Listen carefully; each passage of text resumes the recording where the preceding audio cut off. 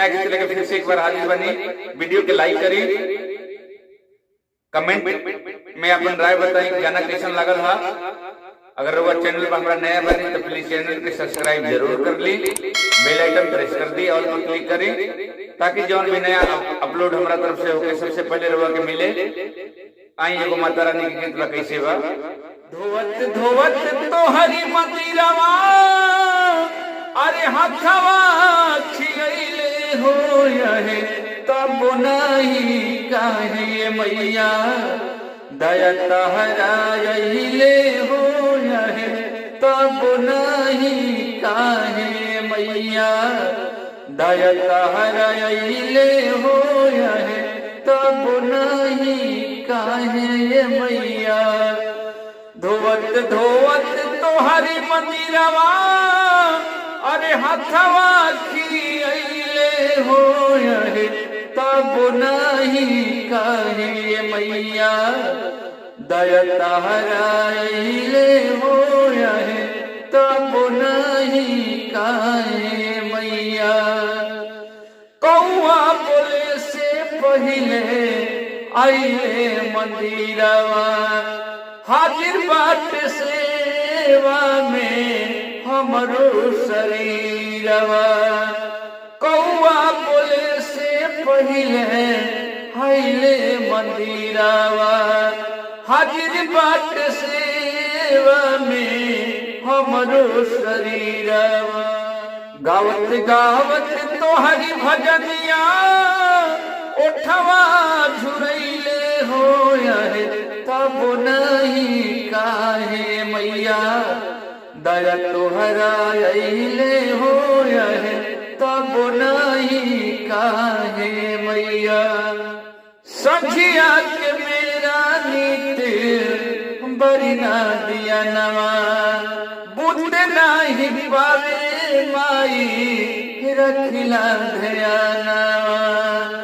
सखिया के मेरा नीत बरी ना दिया नवा बुद्ध नहीं पाओ मैया रखिला ध्यानवा।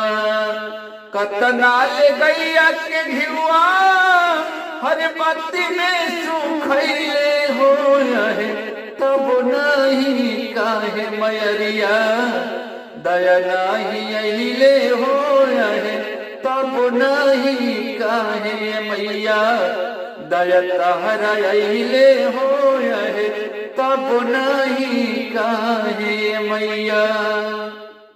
अड़हुल के फूलावा के बगिया लगवनी पानी दे के नीमिया के पेड़वा बढ़ावनी। अड़हुल के फूलावा के बगिया लगवनी पानी दे के नीमिया के गछिया बढ़ावनी। दवना मड़ुआ के बगिया खूब लहलहैले हो यहे तब नहीं काहे मैया दया तहराइले हो यहे तब नहीं काहे मैया। दोनों मेरा दी मैया लवंग के छकिया दूध के कराह देनी सोनवा के आखिया।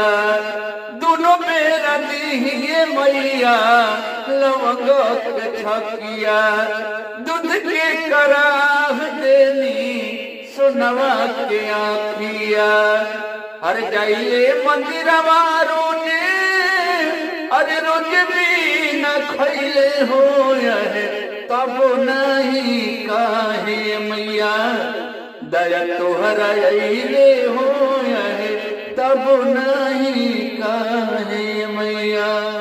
दया के माई आज दे दर्शनवा सदा अपना सेवा का रखी हो ध्यानवा।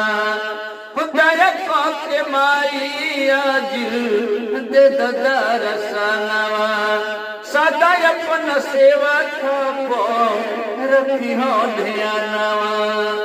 भजत भजनिया मन में शरण में अइले हो नहीं काहे मैया दया तोहरा अइले हो है तब नहीं काहे मैया धोवत धोवत तोहरी मंदिरमा हथवा की अइले हो है तब नहीं काहे मैया दया तोहरा अइले हो है तब नहीं काहे मैया दया तोहरा अइले हो है तब नहीं काहे मैया। जय माता दी।